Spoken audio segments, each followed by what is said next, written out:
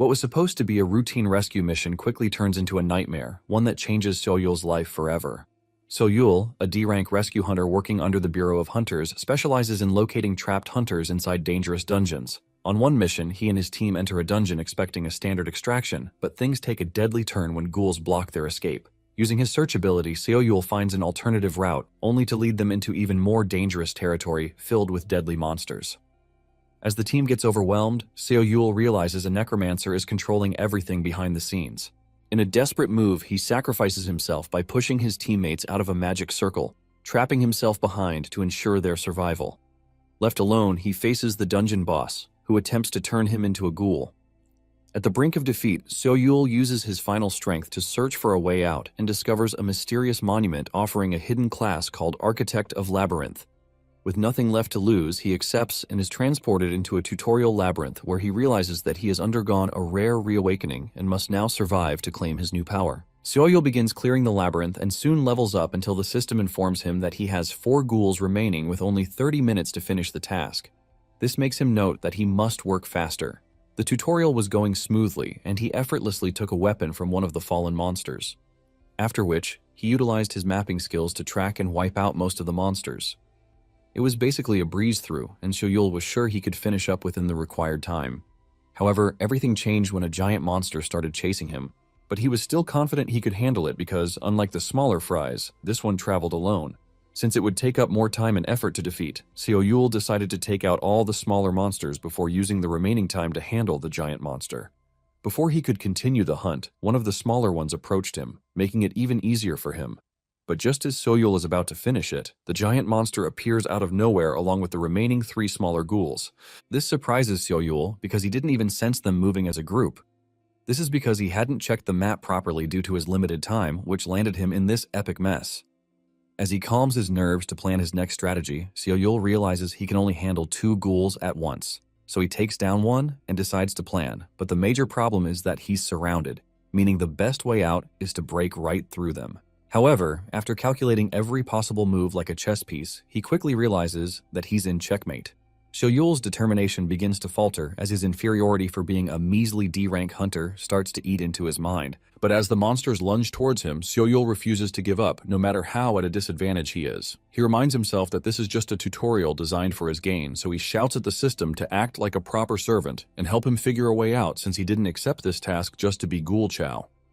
Just then, Soyul's 6th sense skill activates, and as he prepares to take on the monsters, the system notifies him of a new option. It tells Soyul that he can spin blocks by linking the 6th sense skill with the map function. Once the skill is linked to the map, the system notifies him several times to use the spin block skill through the map. Soyul then spins the block on the map and realizes that he can now spin the walls in the dungeon to reposition them. Before the monsters can claw at him, he hits the spin function and traps them on another side of the block, leaving the ghouls confused. Left with only one monster, Soyul is quite pleased with the effect of the new function. He then spins the block a few times to separate the monsters before hunting them down one by one, and before long, he takes down 3 of them. After that, Soyul swoops in to effortlessly take down the giant monster. But reality hits him harder than he expected as the monster grabs him like a panini. However, Soyul refuses to accept such a defeat, so like an overpowered boss, he breaks free and with a single strike, defeats the giant ghoul. The system immediately announces the successful end of the tutorial and changes Soyul's class to Labyrinth Architect. He is also given the King of the Labyrinth skill, meaning all the ghouls defeated will be included as part of his labyrinth monsters. The system then offers to return Soyul to a safe area. Meanwhile, right outside the dungeon, Lihan is still trying to go back for him, but his colleagues hold him back as they feel Soyul might have been devoured. Besides, the gate of the dungeon has already vanished, so there's no way to go back for him. But to their utter shock, Soyul strolls in eating popsicles and even offers them some to cool their short-circuited brains. Soyul then clocks out from work and heads to the park, where he summons the sphere. It's a primary skill that lets him imprison opponents within the labyrinth from outside. Although the sphere can forcibly trap enemies, the system warns Soyul that they can escape by defeating the labyrinth boss. Apart from that, he also learns that any enemy who defeats the boss will automatically become even stronger. Soyul decides not to recklessly throw his opponents inside without thinking it through. He also notes that the sphere is invisible to others, which makes it easier to use. He then decides to find ways to fill the labyrinth with stronger monsters since it will come in handy for helping him face strong enemies in the future. but the only way to fill the labyrinth is to defeat monsters inside it and make them serve him by activating the King of the Labyrinth skill. So-yul knows that ultimately, he'll have to get stronger to defeat these monsters himself. While he's lost in thought, his neighbor's daughter, Yeonhee, arrives and hands him a bunch of apples from her mother. So-yul is surprised to receive that much from them, which makes him ask if it's okay. Yeonhee assures him that he can take them since they always have a bunch of leftovers from their store. As they head home, So-yul asks Yeonhee about school, and she tells him it's fine even though she's visibly uneasy. Suddenly they stop in their tracks when they hear a woman causing a commotion in front of a hotel. She frantically begs the police to let her pass through because her daughter is still trapped inside the hotel.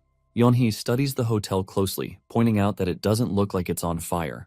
So-yul tells her that it's a dungeon break which happens when a gate is neglected for a long time. When this happens, the monsters inside break out into the real world. So-yul then gives Yeonhee the apples, promising to take them when he returns. Yeonhee asks him why, and he explains that he has to do his job as a hunter in the rescue department. But as So-yul tries to rush into the hotel, a policeman stops him. So-yul shows his identification card to prove that he's with the rescue department, but that doesn't make sense to the policeman, seeing that he's alone. So-yul explains that the others will arrive soon, but the man still stops him because the hotel is teeming with a pack of red goblins. However, So-yul insists on going alone, especially since he heard that a little girl is trapped inside. The policeman continues to reason with him, but So-yul brushes him off boldly because he knows he's not alone. As he heads inside, So-yul is disappointed with the Hanul Guild because they were in charge of clearing the gates in this area. No one pays attention to the dangers around because they trust the guilds to do their job. But these guilds ignore small gates because they aren't profitable enough, which sometimes results in a dungeon break leading to bloodshed. As soon as he enters the hotel, So-yul activates his sixth sense skill and senses the red goblins hiding in the shadows. He calls out for them, and like a swarm of flies they appear, charging straight towards him. So-yul immediately activates the sphere, sucking them all into the labyrinth. He then watches them from the palm of his hand like a boss, knowing that the old him would have been struggling to handle them. But as the king of the labyrinth, all he has to do is relax while his labyrinth monsters do the job for him. From the outside, So-yul watches as his minions chase a one-star red goblin who suddenly stops at the end of the hallway. Although these red cretins are ordinary species that revolve around their leader, they're much more cunning than regular goblins. Just as the ghoul thinks it has the upper hand, the cunning goblin grins wickedly as his other comrades appear from the shadows. But before they can pounce on the ghoul, So-yul slams a wall in their face, giving the ghoul an escape route. He then checks the condition of the labyrinth, only to discover that the goblins have been using their tricks to clear out his minions. So-yul notes that he must keep an eye on things since too many red goblins were sucked into the labyrinth. But even with all their cunning tricks, he assures them that they're only pawns on his chessboard while he's the game master. Afterwards, So-yul reaches the 17th floor where he finally finds the little girl Somi hiding. He assures her that she's safe, and as they head out, Somi asks him if he defeated all the goblins by himself. So-yul tells her he did, even though he knows the ghoul did most of the work. Despite that, it still counts as him doing it himself anyway. So-yul is glad he sucked them into the labyrinth because they were using their sense of smell to hunt humans. If he hadn't arrived in time, they would have found Somi in no time. Suddenly, the system blares, warning So-yul that more than 50% of his ghouls have been wiped out by the goblins. So-yul then helps Somi into the elevator alone, telling her that he needs to round up the remaining goblins. After sending her away, he checks the sphere and finds the main culprit, the Red Goblin King, single-handedly taking out a bunch of labyrinth ghouls. So-yul wonders whether to send him to the labyrinth boss, but immediately changes his mind. He fears that the Goblin King might actually defeat the boss and become too tough to handle. So he decides to enter the labyrinth and handle it himself. The moment he steps in, So-yul is surprised to see a bunch of ghoul corpses lying around. He then spins a few blocks through the map to stop the Goblin King from wreaking further havoc, after which he redirects him towards himself. As soon as the Goblin King shows up, he fiercely takes a swing at So-yul, vowing to finish him. But So-yul swiftly dodges the attacks without breaking a sweat. As he dodges the attacks, So-yul can feel the difference in his body and the level of his stats since his reawakening. One of the major reasons he came into the labyrinth is to test his new skills and maybe leave the rest to the ghouls. But seeing how much his skills have improved, So-yul is confident he can handle things on his own. As the Goblin King continues to attack him, So-yul stabs his weapon into the goblin's wrist, but it breaks free and strikes So-yul. However, So-yul maintains his stance and even thanks the goblin for knocking him backwards, as the damage on the goblin's hand has been done. So-yul then begins to taunt him because he can no longer use his hand again. Besides, he thanked the goblin earlier because he had a new trick up his sleeve that he wanted to test out. To push the goblin to the center where he wants him, So-yul continues to relentlessly taunt him for being weak and a waste of space. Unfortunately, the insults are too weak to move the goblin, so Xiaoyul ups his game and it finally pays off. The Goblin King blows hot when Xiaoyul asks him if he's a wuss. Infuriated, he immediately charges towards Xiaoyul, vowing to murk him, but Xiaoyul remains unmoved, looking forward to testing his investment. Before the Goblin King can get to him, Xiaoyul activates a repulsion device which freezes the Goblin King in place. With a smug smile, Xiaoyul bids him farewell and activates a spiked ceiling trap, which instantly crushes the goblin to pulp. Even though he spent 20 gold, which is about 2 million won, to install the trap, Xiaoyul is quite pleased with his investment. In fact, the effect is so good that he starts feeling guilty for anyone who will be caught in it. Just then, the system informs him that he has leveled up again, and the goblin pack defeated using the King of Labyrinth skill has also been included in the Labyrinth. Afterwards, Xiaoyul heads out into the hotel where Lihan scolds him for going into the hotel alone. Lihan then asks him if he handled the goblins by himself, but Xiaoyul feigns amnesia, claiming he hit his head. However, Lihan doesn't believe him since the police already informed him that the goblins vanished after Xiaoyul went inside the hotel. But Xiaoyul has no intentions of revealing anything, so he playfully tells Lihan to buy him meat in exchange for the truth. Suddenly, Xionggun, the manager from the Hanul Guild, interrupts them, asking to speak with them. Lihan agrees, and first Xionggun sincerely thanks them for helping the guild resolve the dungeon break, but Xiaoyul and Lihan are disgusted that he made it seem like the guild participated in the cleanup. Xionggun then asks them not to talk to reporters about the incident, as their guild doesn't want the public to know about it.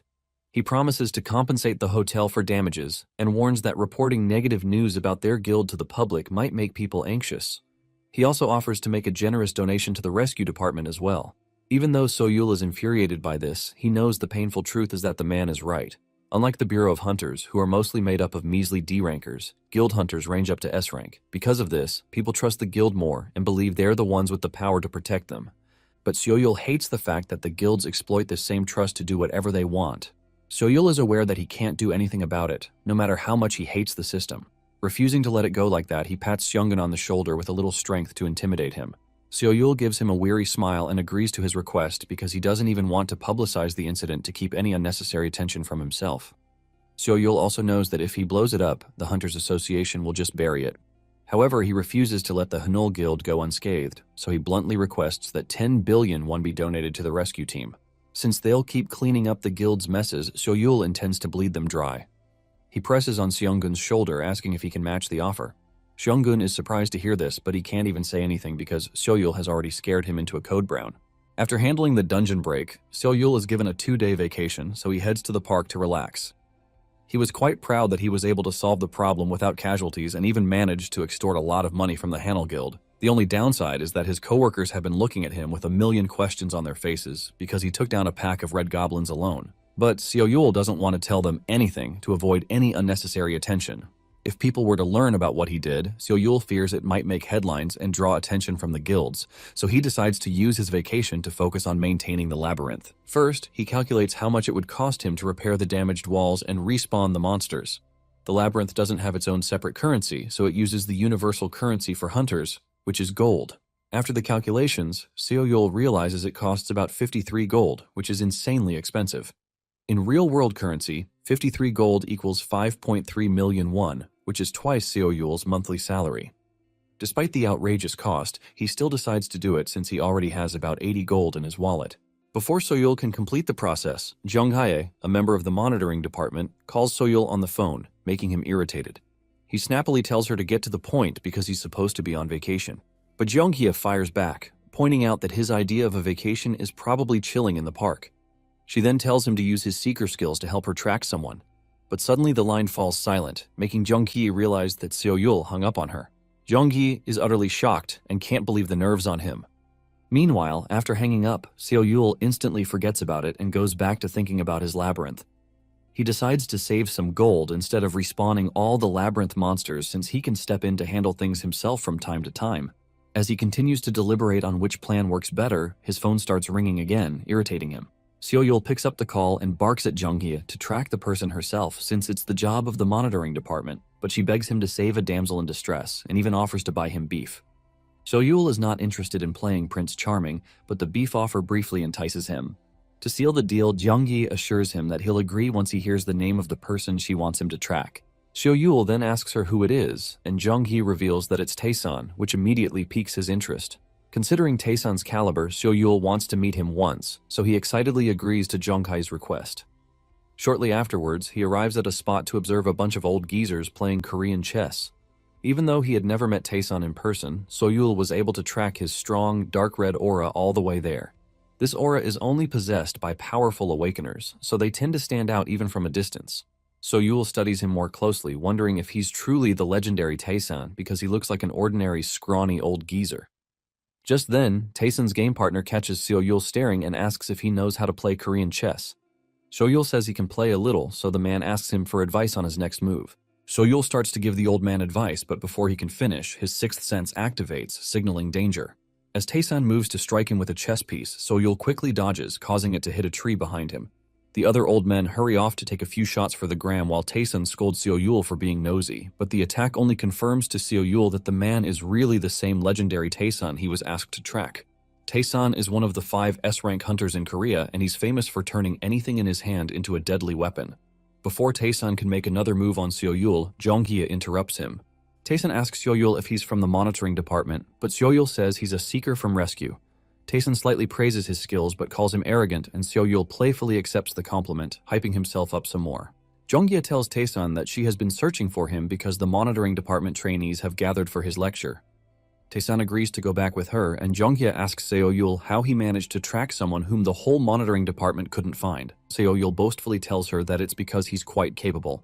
He then prepares to leave, but Taesan tells him to follow them as he wants to confirm if Seo-yul actually has any talent apart from his arrogant mouth. At the monitoring department trainee gathering, Taesan gives the audience a little demonstration. He tells them that every awakener has their own maximum capacity, which means a C-rank hunter can never escape being C-rank. However, he informs them that the system can be tweaked a bit depending on one's will. Since martial arts can't be measured by numbers, Taesan tells them that they can become stronger depending on their weapon expertise. While Taesan pumps up the crowd with his motivational speech, Seo-yul blanks out because all he wants is to go back to studying his labyrinth. Suddenly, Taesan barks at a dude named Siwoo standing beside Seo-yul, asking him how long he has been receiving his training. Siwoo answers that he has been training under Taesan for 4 months. Siwoo turns out to be one of the few B-rank hunters in the monitoring department. Taesan commends him for his talent and asks what he thinks is required to wield a sword. Siwoo answers with determination that overwhelming strength and understanding of one's skills are what is required. Taesan pauses for a while before throwing the question to Seo-yul. Instead of giving it a thought, Seo-yul casually tells him that the will to wield the weapon is what is required. A disdainful chatter erupts in the crowd because of his mindless answer, and everyone prefers Siwoo's response instead. They also point out that Seo-yul is not even a trainee of their department. Taesan then points out that Seo-yul answered too casually and asks him if he is sure about his answer. Seo-yul says he's certain and is impressed that Taesan was sharp enough to see through him. Taesan calls Seo-yul out for having a nonchalant attitude, but still announces that his answer is correct.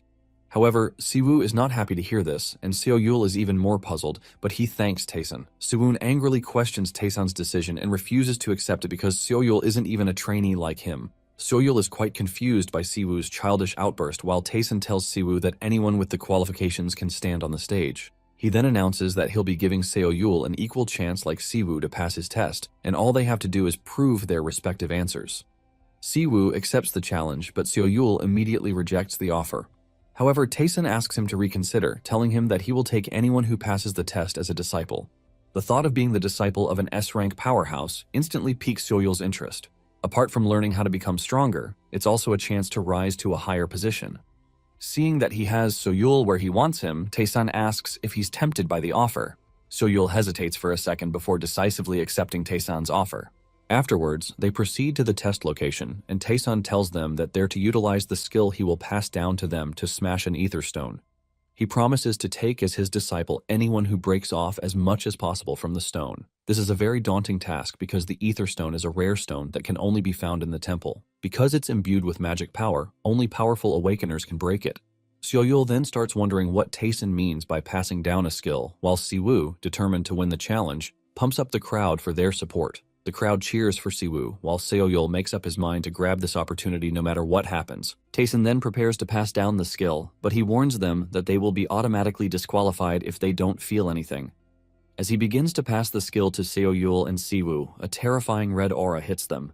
Seo-yul's system instantly detects the aura, but before he can make sense of it, Taesan's aura almost sucks the breath out of him. However, he's determined to persist until the end to receive the skill.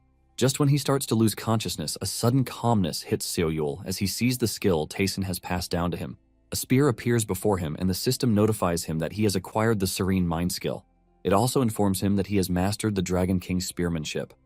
As Taesun notices Siwoo's and Seo-yul's expressions, he commends them for having the right aptitude to get the inheritance. Normally, other people don't feel anything, while others pass out before they can receive the skill. Afterwards, he asks the boys who wants to go first, and Siwoo immediately takes the lead. Siwoo is determined to blow everyone's mind away to keep Seo-yul from even having the mind to challenge him. As he prepares to take a swing at the stone, he curses Seo-yul under his breath, accusing him of buying his way with money. He can't understand how a useless D rank managed to withstand Taesun's skill inheritance. Determined to show his superiority, Siwoo uses every bit of his strength to hit the ether stone with his sword and chops off a large chunk of it. The crowd is amazed by Siwoo's power and feels his talent is being wasted in the monitoring department. Taesun notes that Siwoo has mastered the Dragon King's swordsmanship. After his demonstration, Siwoo taunts Seo-yul, telling him that he needs to know his place as a junior. But Seo-yul fires back at him for his inferiority complex and always feeling the need to prove himself. Before the roasting can get out of hand, Taesun tells the boys to cut it out and informs Seo-yul that it's his turn.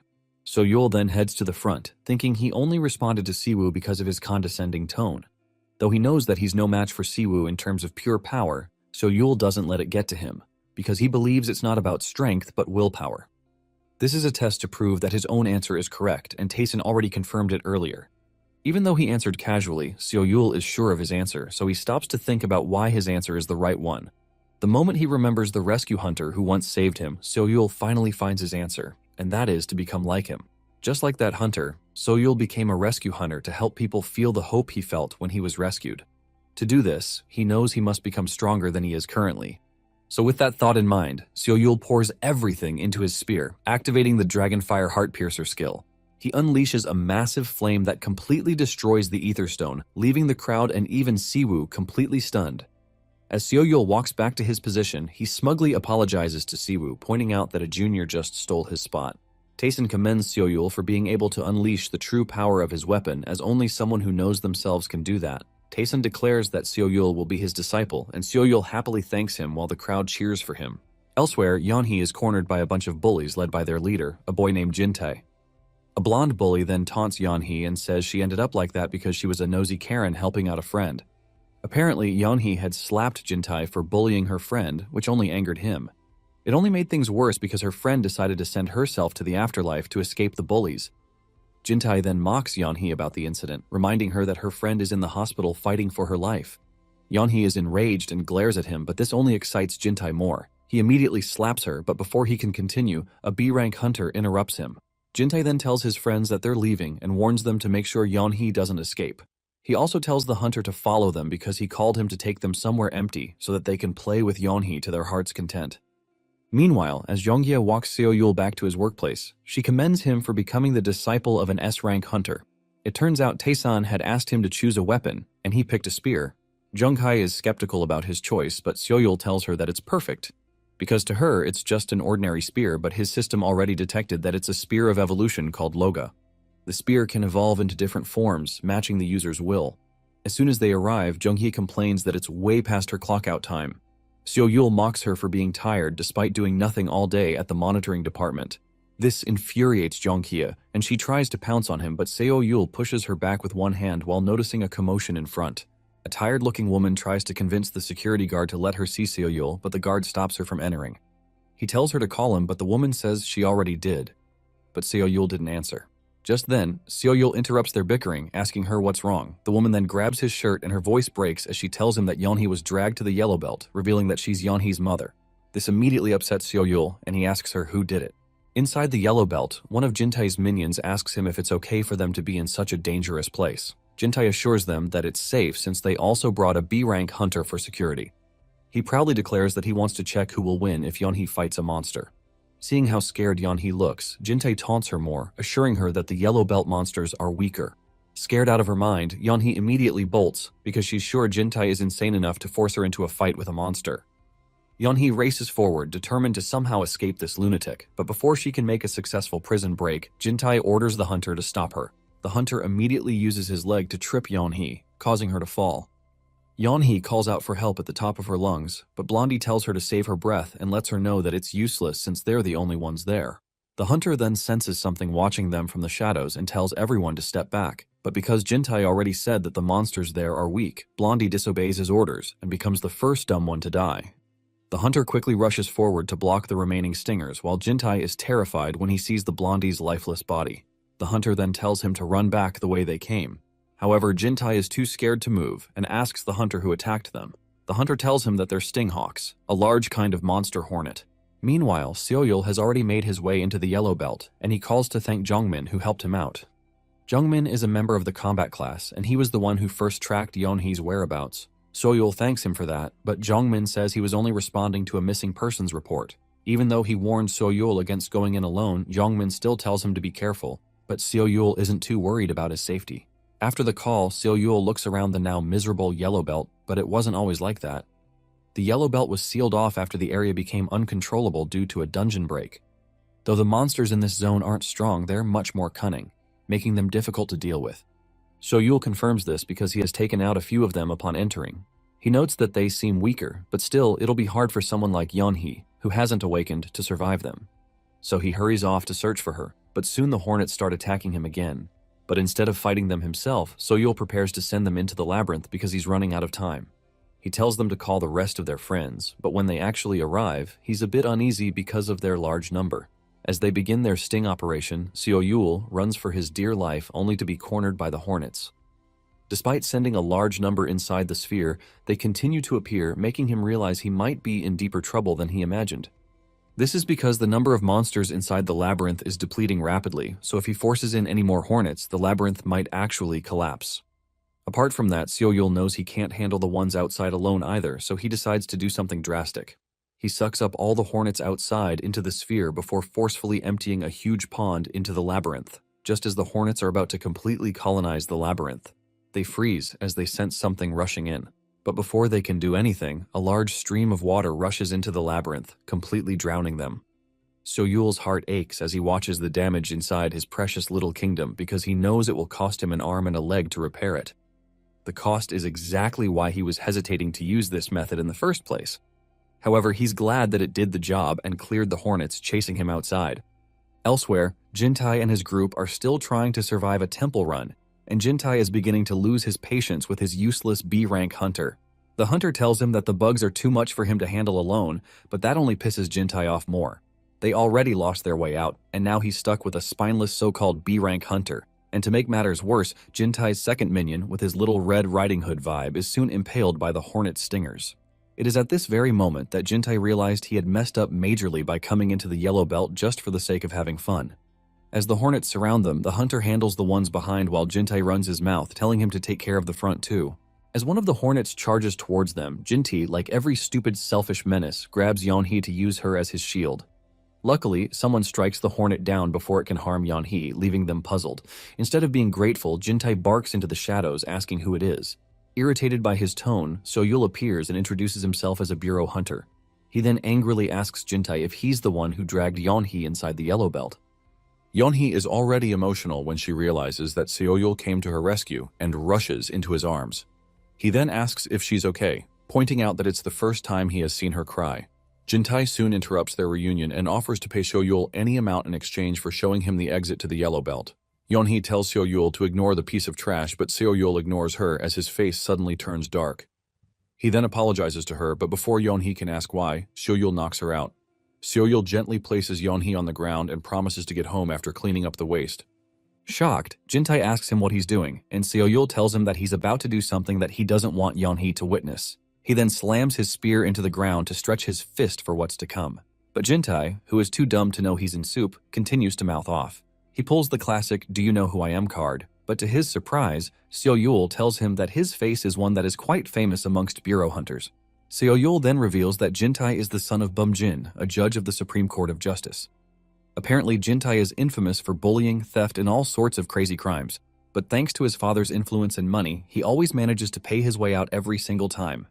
Seeing that Seoyul has already heard about his scores, Jintai thinks he can intimidate him, so he fearlessly faces Seoyul, asking what he wants to do about it. Seo-yul simply kicks him in the shin and Jintai's brain buffers for a second before he finally collapses to the ground from the pain. However, Seo-yul refuses to give him a moment to catch his breath as he immediately starts using him as a punching bag. He tells Jintae to try and pay him off since that's his major guilty pleasure. Seo-yul beats up a couple of times more, but before he can continue, the hunter steps in. He takes a swing at Seo-yul, but Seo-yul swiftly dodges it and lets Jintae go, seeing that his bodyguard is done taking care of the hornets in the area. At the same time, Jintae is ecstatic and begins mouthing off again because he's so sure that his useless hunter, who couldn't even handle a bunch of weak hornets, will definitely deal with a mere D-rank bureau hunter. Unfortunately, Seo-yul moves at lightning speed, dodging every attack the hunter throws at him. At the same time, Seo-yul is already pissed because he planned to let them off with a warning. But with the hunter trying to murk him, he decides to finish them off completely and chalk it up to self-defense. As they continue to fight, Seo-yul pulls out all the big guns that even the hunter is left puzzled because bureau hunters are supposed to be D-rank. However, Seo-yul's strength somehow seems to surpass his own, making him question everything he knows about ranks. At some point, he even starts suspecting that Seo-yul might not be a bureau hunter as he claims. Despite that, the hunter feels he can gain the upper hand since Seo-yul's weapon is just a spear. He decides to close the distance between them, convinced that if he can do that, he would be able to cut him down. Unfortunately, reality isn't as he imagined because the moment he finally gets close enough, Seo-yul grabs his hand as if waiting for him all along. Seo-yul then punches him straight in the face, giving him a much-needed facelift, which instantly knocks the hunter out. Jintae is horrified by the sight as he frantically calls him to get back to protecting him.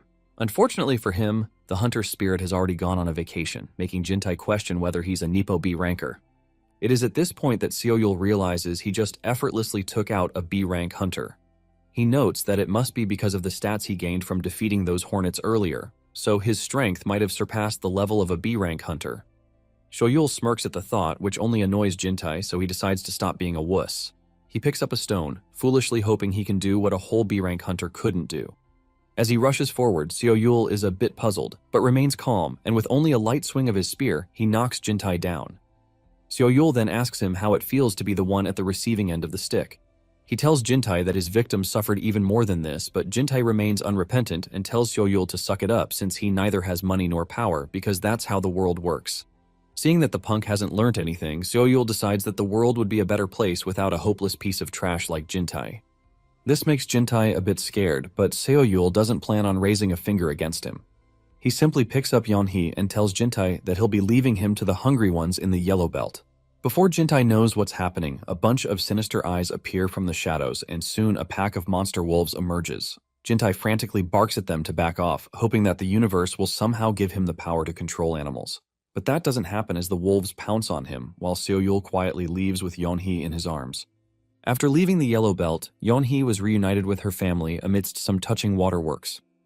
Jungmin informs Seo-yul that the officials who helped Jintae enter the yellow belt were apprehended and purged from their offices in the athlete department. He also speculates that things might get a little hectic in the city for a while, and just as he predicted, the incident caused widespread outrage as the officials were being disciplined. Even Jintae's father came under fire and had to resign from his position in the Supreme Court of Justice to completely settle the matter.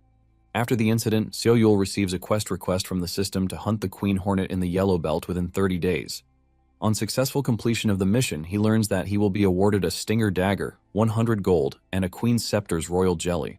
However, the penalty for failing the quest is that he will lose 50% of his performance against insect-type monsters. Seo-yul recalls that he briefly saw the Queen Hornet on his way out of the yellow belt. Even though he knows that she's not an easy target since she's protected by her swarm, Seo-yul is still excited for the quest. He notes that the Queen must be quite powerful because her workers almost destroyed his labyrinth. Afterwards, Seo-yul tells Lee-han that he's leaving early as he has somewhere else to be, but when Lee-han asks if he completed all his paperwork, Seo-yul freezes for a split second before practically vanishing. Since he has 1 month until the Queen Hornet's quest expires, Seo-yul reasons that he needs to prepare himself because the swarm, which has depleted, will rapidly expand its territory again.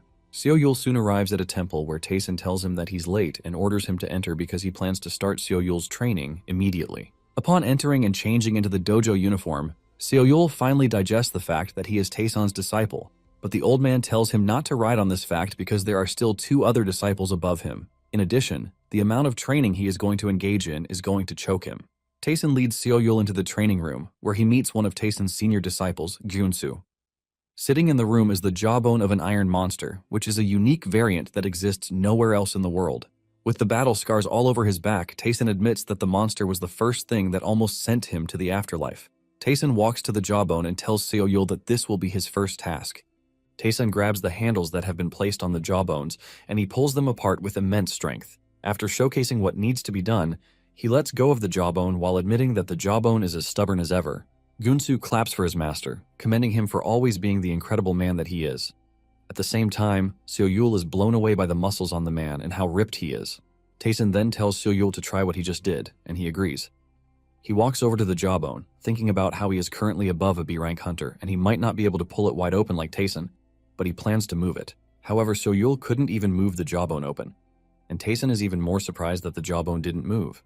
Seoyul doesn't want to believe this as he continues struggling with the jawbone, and Tayson tells him that the training will build his physical strength, so he should just continue at it until he succeeds.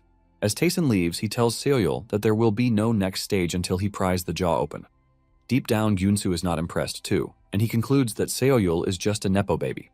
The next day, as Gunsu makes his way to the training hall, he realizes that he has worked harder for the past 2 years than anyone to prove that he is worthy of being a direct disciple. But in the end, Seoyul ends up being the one who gets his spot. Gunsu is not happy that it is not a B-rank like him who gets it, but some random dude from the bureau. Because of how much he has worked, Gunsu doesn't think it is fair that he got sidelined. He steps into the training hall and, to his surprise, he finds out that Seoyul is already in the hall, cleaning. He greets Seoyul with a tense voice, and Seoyul urges him to speak more comfortably with him, telling him that he is the rookie. Gunsu replies that he might be okay with that, but he is not, and he looks around to see how clean and sparkling the gym is. He is blown away by this, and he asks him if he cleaned the gym himself, and he replies that he did. Gunsu walks off, urging Seoyul not to do it again, because it makes the rest of them look bad when the direct disciple is doing chores. Seoyul is taken aback, and he asks Gunsu if there really needs to be a hierarchy for things like this. Seoyul tells him that he had the time on his hands, and he just decided to do it. He believes that being a direct disciple doesn't mean he is going to dump his work on others, since they are all there to get stronger. Gunsu stares at Seoyul and cannot believe just how annoying he is. Gunsu watches as Seoyul continues coming to training for the next 2 weeks and even stays later than anyone else just to train. Gunsu realizes that, despite being the direct disciple, he never once threw his weight around or looked down on anybody. Gunsu basically trains like his life depends on it, while getting along with everyone else. Gunsu finds no fault in him, and this pisses him off even more because he is exactly the kind of person he would like to be. Sometime later, Seoyul almost succeeds in pulling the jaw open, but he fails yet again. His hands have bled all over the jaw handle from grabbing it all the time, and just then, Gunsu walks over to give him a bottle of water. Surprisingly, Gunsu tells him not to overdo it, and Seoyul is surprised that he finally dropped the formalities. Seoyul takes the bottle from him, and he is still drinking when they hear a loud horn in the distance. Seoyul asks him what this is, and Gunsu mentions that it is the deployment signal for the Overcross Guild. Apparently, the Overcross Guild was heading into a nearby dungeon that day. Seoyul is surprised that the guild is operating at that hour, and Gunsu mentions that Overcross actually works 24/7. Seoyul is surprised that Gunsu knows this, and Gunsu reveals that he had worked for Overcross briefly. The following morning, the Overcross Guild steps out of the dungeon after a successful mission to capture a steel-blood orc. One of the hunters asks his colleagues if it is actually legal for them to poach monsters this way, and he replies that, in the real form of things, they are not allowed to. However, the orc that they just captured would go for at least 12 billion won on the black market. He tells them that they pay their salaries using things like this. One of them has the orc necklace with him, and the moment the orc sees this, he is already losing his mind. The two idiots start making fun of the necklace and even decide to throw it away, but this only gets the orc really crazy. Elsewhere, Seoyul and his team just finished a rescue mission, and he is about to leave for the association. His team leader reminds him of the team dinner, but he replies that he is not available because his master tells him to look after the rest of the disciples since he is away. Suddenly, the emergency alarm goes off, requesting support because a 3-star boss monster that was being transported illegally has broken loose and is currently on a rampage. Surprisingly, the incident is taking place at the Korean Martial Arts Association. At the association, the orc is already causing a rampage, destroying everything in its path, leaving Gunsu totally battered and helpless. Gunsu has a reflection of everything that has happened so far, and the fact that he has always considered himself to be a genius. He also believed that it was right for them to exploit sub-guilds because it was the right of the strong.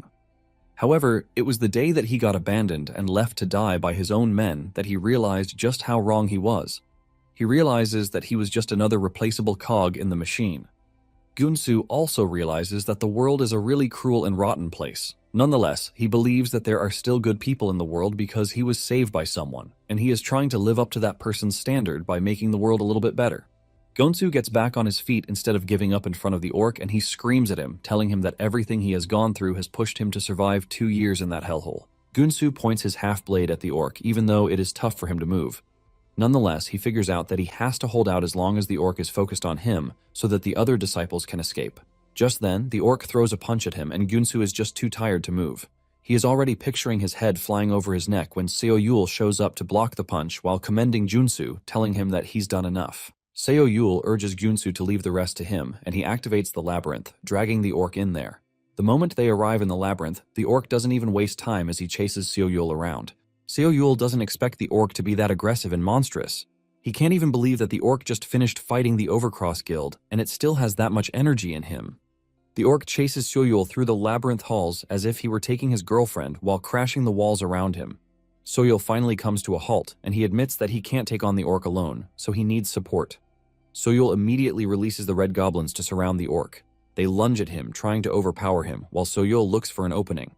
However, the orc is so strong that he is tearing into the goblins like paper. Seo Yul watches as his minions are getting shredded by the monstrous orc. Seo Yul is pissed at how much damage the orc is doing to his labyrinth walls when he went through a lot to fix them. He realizes that the goblins won't be enough to create the opening that he wants, and even though he didn't want to use his high monster because of the risk, he realizes that he has no choice at this point. Seo Yul then summons the labyrinth boss Kaori, who engages the orc in a fierce fight. Kaori struggles against the orc, but this gives Seo Yul the time to lunge toward the orc's head. He pushes his spear into the orc's head, but this is not enough to kill the orc, as he still has the strength to crush Kaori. With the Kaori defeated, the system tells Seo Yul that respawning is currently unavailable. Seo Yul pulls back with anger that the orc killed his labyrinth boss. In annoyance, he activates the Hall of Steel trap. This rains arrows on the orc, and Seo Yul also uses the opportunity to cut the orc's leg with his spear.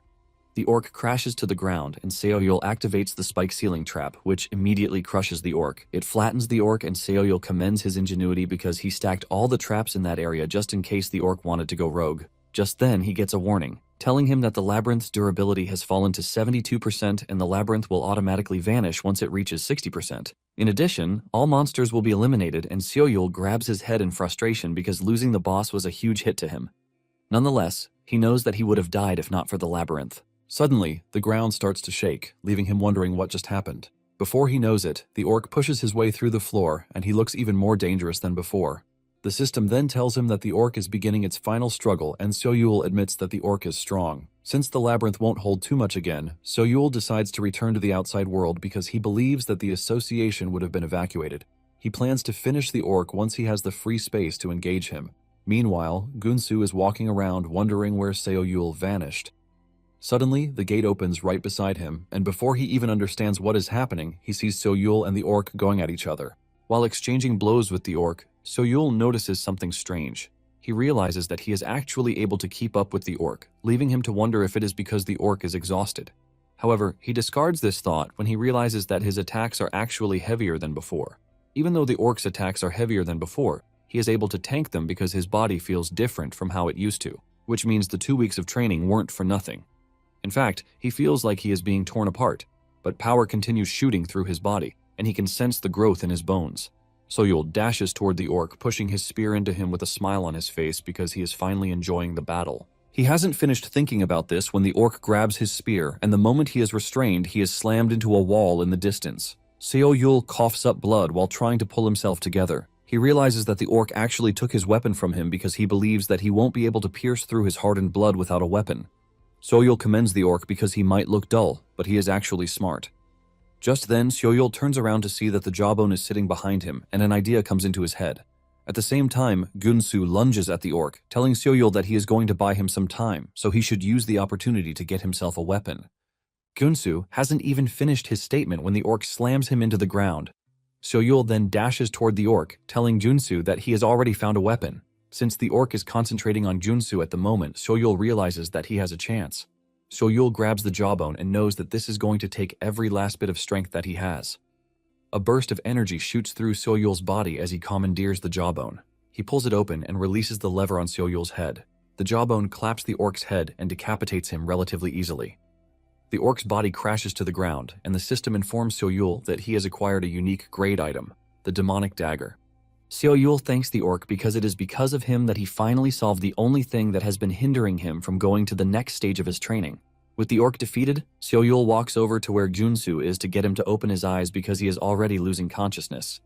Seo-yul screams at him, telling him not to sleep, and this is enough to jerk Junsu back to life. Seo-yul teases him, telling him that he has 9 lives, and to Junsu, what he sees is an angel saving him.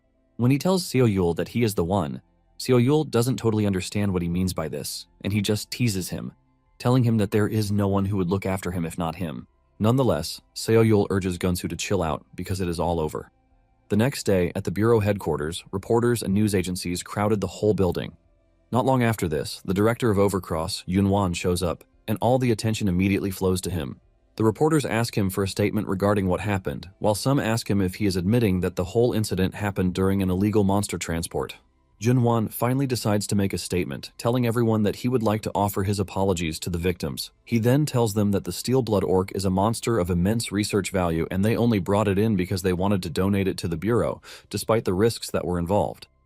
Junwan then tells the reporters that he has no further comments while assuring them that he is going to fully cooperate with the monitoring department's investigation.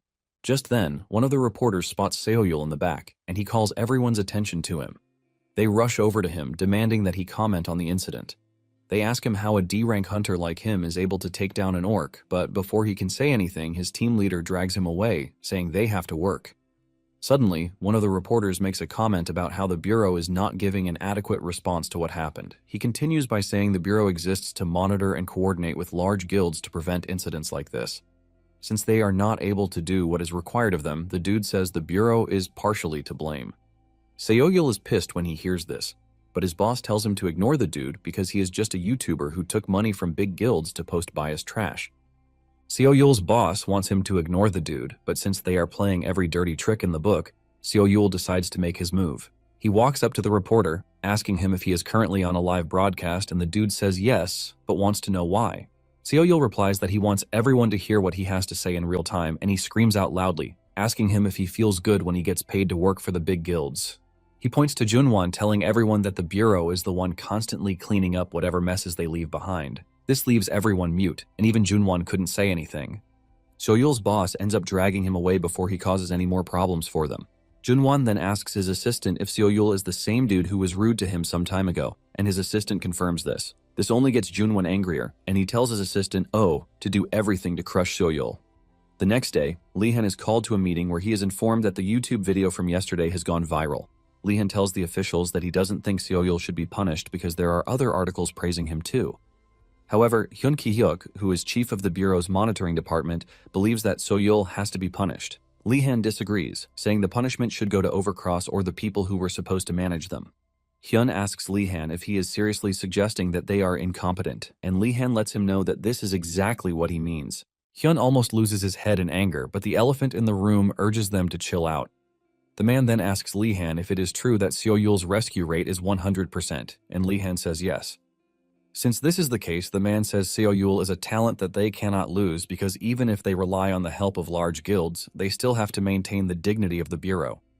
Hyun then asks the strange, authoritative man if he has a plan, and he replies that since the guilds have decided to play funny, it is just right for them to play along. The man calmly takes a sip of tea while saying this, and it turns out that the man is Park Kwang-soo, who is the director of the Bureau. Later on, Seo-yul gets an invite from the director, and he heads to the man's office to see him.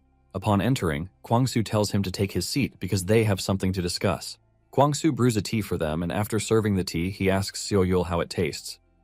Seo-yul teases the old man, telling him that the tea is so good that he should consider opening a cafe. Kwang-soo is glad to hear this, and he asks Seo-yul what rank he thinks he is going to get now if he retakes the test. Seo-yul replies that he can't say for sure, but he is confident that it won't be his current rank. Kwang-soo agrees with him, saying he has lately achieved things that no D rank could ever achieve. However, Kwang-soo lets him know that things are difficult on their own part too, because people are trying to dig up dirt on him. Deep down, Seo-yul is already worried because he doesn't know where the director is going with all of this. He wonders if he is trying to get him to spill his secrets because he is helping him. Basically, Kwang-soo is a veteran in politics, which is why he has been able to hold his current position for a long time. Before coming to the office, Li Han had told Seo Yul to just speak honestly in front of Kwang Su and not to try to play games because it might end up hurting him. So Yul knows he has always followed Li Han's advice up to that present moment, but he doesn't think it is wise of him to mention the labyrinth. Just then, Kwang Su tells him to chill out because he is not going to ask him how he became strong, yet. Kwang Su tells Seo Yul that what matters most at that moment is that the Bureau needs his power, and without beating around the bush, he tells Seo Yul that he is sending him to the countryside. At the same time, Junwan has just been discharged after he was informed that the investigation is over. Junwan thanks his liaison, Siwoo, and he asks him what he thinks of Seo Yul. Siwoo says he doesn't know because they are in different departments, and he asks him why he cares so much about a mere rescue worker. Junwan angrily replies that Seo Yul is a pest who is getting on his nerves. Siwoo then asks Junwan if it is because of his hatred for the dude that he has decided to kick him to the countryside. Junwan urges Siwoo to watch his mouth while saying he just wants Seo Yul to have a reflection of himself. They are in the middle of this discussion when Seo Yul appears behind them, asking them if they are close or something. Junwan tries to act cool, telling Seo Yul that it appears that fate keeps bringing them together. Yunwan tells Seo Yul that he heard the news of Seo Yul being sent to the countryside. Seo Yul picks his ear and blows it off, while casually telling Junwan that even though the official notice is not out yet, but he already knows that. Seo Yul teases him, asking him if he is stalking him or something, but he urges Yunwan not to worry about him because it's just a 6-month dispatch. Junwan mocks Seo Yul, saying he is quite the optimist because, from what he heard, the Bureau only dispatches those at the department head level or higher, so it doesn't really look like a dispatch. Junwan is still talking trash when Seo Yul cuts in, telling him that even his spy, Siwoo, doesn't know the important news yet. Seo Yul admits that he was going to wait before announcing it to everyone, but he decides to tell them. He reveals that as of that day, he has been promoted from 8th grade to 6th grade, which means he is now a senior officer, thanks to the double promotion. Siwoo and Junwan are shocked to hear this, and Seo Yul quickly teases Junwan, telling him that he doesn't look really happy about his promotion. Junwan swallows the hard pill, saying he is happy for him, but he is wondering if the Bureau just hands out promotions without one being qualified for it. Seo Yul replies that this only means that the Bureau is interested in keeping talents, and he is pretty sure that he is pissed that things didn't go his way. This triggers Junwan, who unleashes his aura, aiming to overwhelm Seo Yul, but Seo Yul replies to the threat accordingly. Siwoo is forced to step in, telling Junwan that it is time for him to leave. Junwan apologizes, saying he only spaced out and would like to be on his way. As he leaves, Seo Yul tells him that he has a piece of advice for him. Seo Yul tells Junwan that trying to break him by changing his location was a big mistake because no matter where they send him, his job as a rescue hunter doesn't change. Seo Yul says this with confidence as he walks away, and Junwan finally loses his cool, punching the wall really hard. It turns out that during the meeting with Kwang Su, he had told Seo Yul that he didn't have to worry about the dispatch. He tells him that on the surface it looks like a demotion or an exile, but it is nothing other than a 6-month dispatch. However, Seo Yul would have to show results while he is there, which is the only way to keep the outsiders from touching him. In the course of the meeting, Kwang Su notices that Seo Yul is spaced out, and he calls his attention back to reality. Seo Yul apologizes before thanking the director for looking out for him. However, he lets him know that he has one request, and he reveals that since he is heading to the countryside, he wants the director to send him to somewhere that actually needs his help. Kwang Su is blown away when he hears this because he wasn't expecting that from him in such a situation. Kwang Su has no choice but to admit that the dude is something else. Later on, the rest of Seo Yul's colleagues hear that he has become a senior officer, and this shocks the hell out of them. They ask Li Han if he knows about it, and he replies that he knows because he is the department head after all. They ask Li Han how they are supposed to handle rescues without Seo Yul, and Li Han replies that they just have to do their jobs as usual. Since Seo Yul has 1 week before leaving, Li Han suggests that they call him if he's going to be coming to the team's dinner that is taking place that night. The yellowhead decides to try his luck, and he reaches out to Seo Yul. Surprisingly, he picks up the call, but Seo Yul tells him that he is onto something at that moment. The dude asks him what it is, and Seo Yul replies that he is clearing out a wasp nest. It turns out that Seo Yul has finally made his way to the dungeon to complete the mission he was given, which has just 72 hours left on the clock. Failure to complete this mission will reduce combat effectiveness against insect-type monsters by 50%.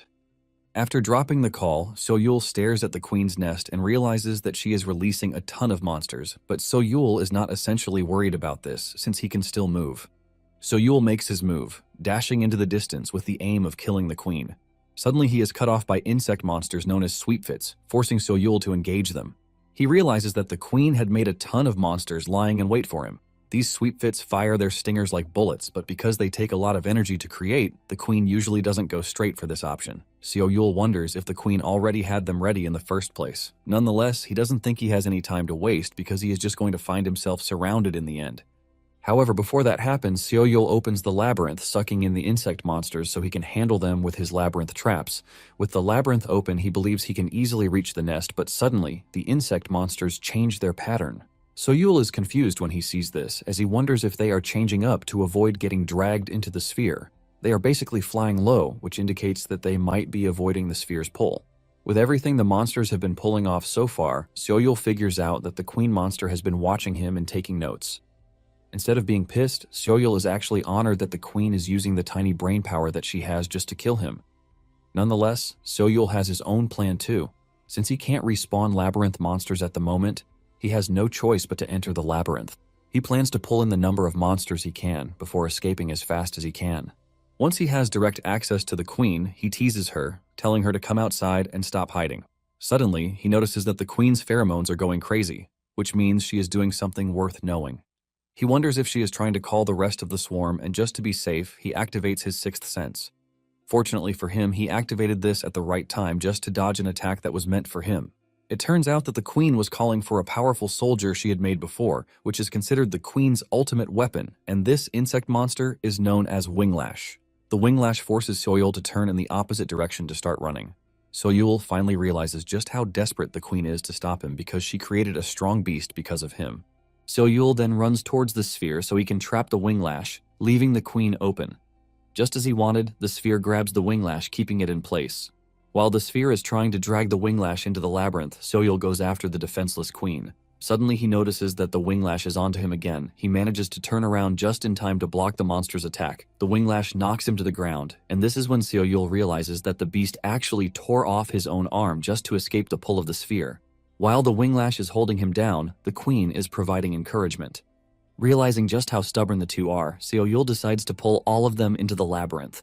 Even though things didn't go as he wanted, he is not worried because the two are now trapped in his domain.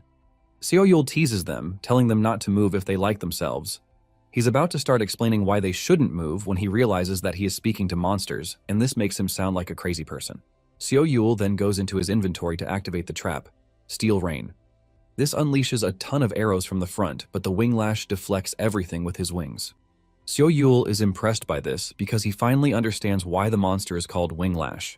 However, Winglash is not safe yet because the arrows aren't just coming from one direction. Before the monster knows what is happening, it is torn apart from behind by a bunch of arrows flying toward it. Seo Yul then reminds the queen that he already told her that all of her efforts are going to be in vain the moment they step into his domain, because he already packed the place with traps just to deal with monsters like her. Now that her ultimate weapon is gone, they are the only ones left. Seo Yul prepares to attack the queen, but he knows that her armor is strong enough to deflect his spear, so he doesn't have to waste his time trying to poke it. Seo Yul changes direction to try to get a soft spot where he can destroy the queen from. However, the queen still blocks his attack from this direction, pushing him backwards. Seo Yul is surprised that the queen is trying her best not to go down easily. Even though he has 3 days left for the quest, he still wants to finish everything right there and then. In addition, if he leaves the labyrinth just because he has time on his hands, it is just going to make it look like he is running away from the queen. Seo Yul then activates a trapdoor that shatters some of the queen's limbs. Seo Yul then prepares to attack the queen with a powerful martial skill. This is the first time he's going to use the skill, but he doesn't mind because it is going to be against the queen, which is pretty good. With the queen totally open and unable to move, Seo Yul dashes toward her with the Crimson Lotus skill that unleashes a massive energy, leaving a big hole in the queen. With this, the queen is defeated, and Seo Yul gets a congratulatory message telling him that he has defeated the queen. Seo Yul is left panting from the amount of energy he expended in using the skill. He suffers a burn in his hand, and staring at this, he realizes just how weak he has been up to that point, but he believes that there is no more running away from him. The system then informs him that the quest reward has been sent to his inventory. Seo Yul decides to check out the rewards, and he realizes that he has been given a Poison Stinger, which is a rare item. It has a unique effect that allows it to paralyze monsters of 2 stars or below. However, the effectiveness of this drops significantly for monsters that are 3 stars and above. Seo Yul realizes that this is something he can use in certain situations. However, the other reward is what concerns Seo Yul the most. The other reward is the Queen's Royal Jelly, which is also rare. It has a single use, and upon consumption, it alters one's constitution to drastically increase mana sensitivity, but there are side effects. Soyul remembers that activating a trap consumes a lot of mana, so it is common sense to increase his mana. Soyul then bites down on the royal jelly, consuming it all at once. This immediately releases condensed mana into his body. The mana is so overwhelming that it is trying to force itself out, but Soyul is not about to allow this since he worked hard to get it in the first place. Soyul figures out that he has to circulate the mana's flow with his breathing as much as he can, so he can force the blood vessels to accept the true chi. By doing this, Soyul is able to calm the mana storm, and the system congratulates him, telling him that he has transformed into a special constitution, the Myriad Soul's Peach Blossom physique. Soyul realizes that his bodily senses have increased, and he is pleased by this because it is all from a single piece of royal jelly. Soyul checks out his stats and realizes that he has increased a whole lot. Soyul is glad because he is reaping the rewards of putting his life on the line.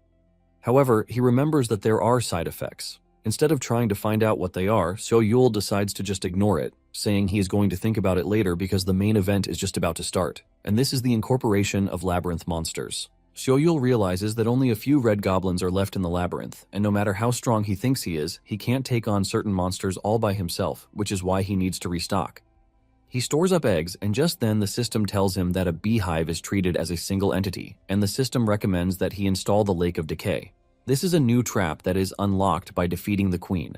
If Soyul submerges the corpse of a monster or awakened in the lake, the corpse's experience points or traits are transferred to a designated labyrinth monster. This means if he targets the Lake of Decay's effect on the beehive, all the eggs in there will grow stronger at once. Without wasting time, Soyul proceeds with this, and he is left to decide which of them he is supposed to make the boss monster. Soyul finds his choice, and it is one that is bigger than the others. Soyul smiles as he names the boss Vespa, while promising to bring him nice treats. Later on, Soyul meets for a night out at the request of Jeonghye. However, Soyul and his colleague have gotten there before her. The dude asks Soyul what he is up to, and he replies that he is spending the rest of his time getting food for the guy he is raising. The dude has no idea what he is saying, and he asks him if he is raising some sort of exotic pet.